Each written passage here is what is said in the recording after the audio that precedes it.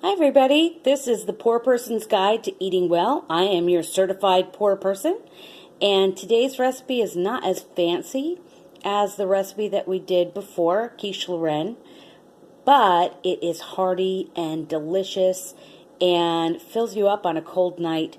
It is shepherd's pie. And this is not a traditional shepherd's pie. It is a makeshift shepherd's pie because we are using leftovers, which I love doing. Repurposing leftovers is one of the things that every frugal cook does. So I have here about a cup of leftover chicken and about 3-ish cups of homemade gravy. Now I will put my recipe for gravy down below, but you can also use a can of gravy, a jar of gravy. You can use powdered gravy. If you use powdered gravy or any of the prepackaged gravies, you might want to water down the gravy a little bit with some milk or some water to make it a little bit looser, like I have here, because it's going to bake in the oven and thicken up, and you don't want it to be too thick. You want it to still be a little bit oozy, okay? So this is about 4 cups of mashed potatoes. This is mashed potatoes. These are mashed potatoes from the dollar store. So they're not fresh mashed potatoes. They are flaked mashed potatoes, but they're perfectly fine for this recipe.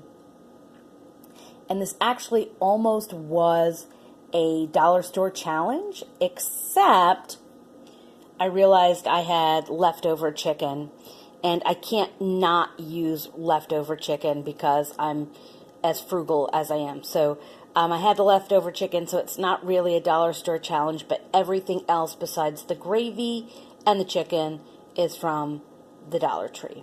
So I've got a cup of frozen peas and a cup of frozen corn. I just like peas and corn in my shepherd's pie, so you can substitute any kind of vegetable that you like, beans, any kind of legumes. I love peas in gravy. I don't know what it is. Why are peas so good in gravy? I have no idea, but I like peas in curry. I like peas in Thai food. I like peas in gravy. There's just something delicious about peas in like a gravy kind of meal, or a meal with lots of gravy. So, and I also have this kind of hermetically sealed container of carrots, which was a new one for me, but I decided I was going to try it, and I'm glad that I opened it before I started filming because it kind of squirted everywhere because it was under a little bit of pressure. So this is going to be a new one for me. It's not exactly a can, it's not exactly a cup, it's not exactly fresh, it's not exactly frozen. So we'll find out what it is and how it tastes, but it's always good to test things in something, so even if they don't taste very good, all of the other delicious flavors will kind of compensate for that.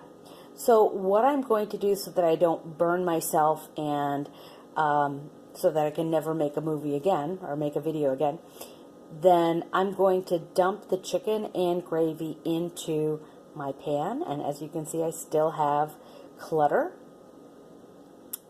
And then I'm going to dump the rest of the ingredients, and I'm going to show you, hopefully one-handed, how to put the mashed potatoes topping onto this luscious, luscious shepherd's pie. So I'm kind of glad that I turned off the camera because I almost burned myself with the hot gravy. And not that I don't like showing mess-ups on film because we're all human, we all make mistakes, but I didn't want to burn myself, so I was able to use my other hand to avoid burning myself, which was great. So I put the gravy and the chicken into my saucepan, and I'm going to throw in these bizarro carrots and the peas, which have kind of stuck to the bottom of this, so I'm just going to kind of rough them up a little bit. There you go. And the corn, which I'm assuming will have stuck to the bottom too. We use our hands in this family for things because, I mean, for goodness sake, it's going in the oven. You know, nobody cares. And it's all of the bad stuff is going to get cooked out in the process of baking this, so no big deal. And guess what? I washed my hands, so there we go. So I'm just going to mix this up. And like I said, this is not a traditional shepherd's pie. But what it is, it's a perfect venue for your leftovers, leftover vegetables if you have them, any leftover vegetables if you have them, leftover meat, any kind of leftover meat, beef and gravy, chicken and gravy, turkey and gravy. This is great for after Thanksgiving when you're so sick of eating leftover turkey.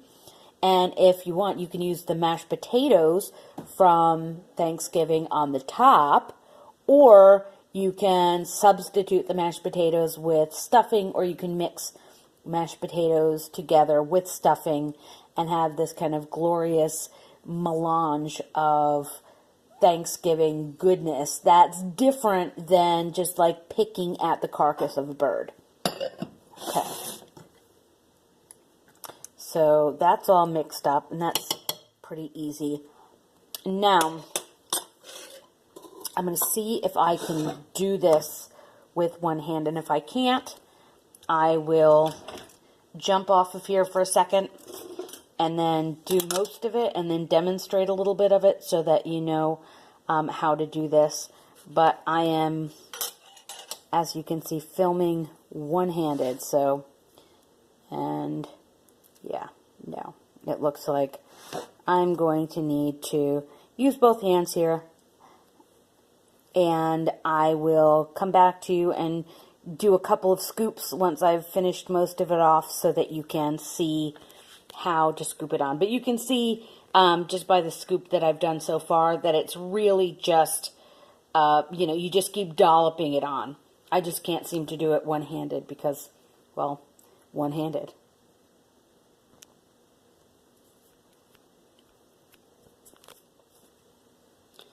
Okay, friends, check that out. That is most of the potatoes kind of laid on top of this scrumptious gravy and vegetable melange. And really, watch what I do. Watch.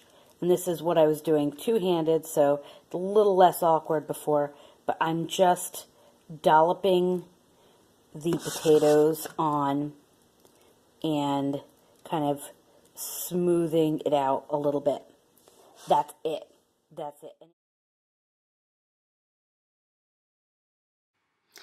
All right, everyone. So while that delicious, beautiful shepherd's pie is in the oven, I'm going to give you all the breakdown. So the topping or the crust is 2 cups of instant mashed potatoes for 50 cents, 1 1/3 cup of milk for 35 cents, 1 1/3 cup of water, that's free because it's from the tap, a pat of butter for 75 cents, and you can use oil here, but you know, I really just love butter, and if I have it, I will use it.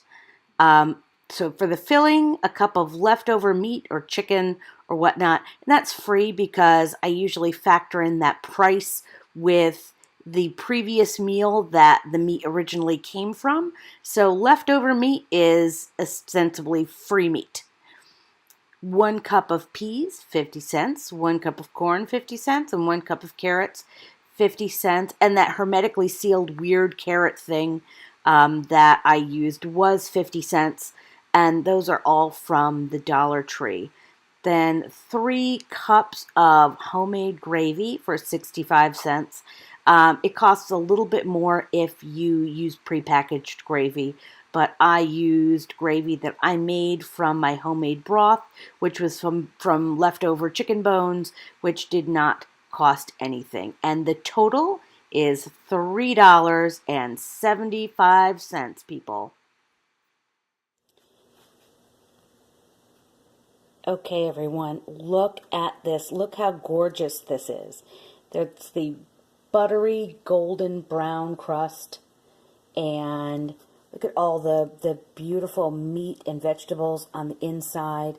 It's not as pretty as you can see, not as beautiful as the quiche Lorraine, but it is the most filling of all of my dishes. And look at all of that food.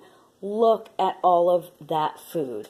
So this will feed a family of 4 with food to spare. And take a look. I mean, like I said, it's not the most pretty, but it is delicious. It's hearty.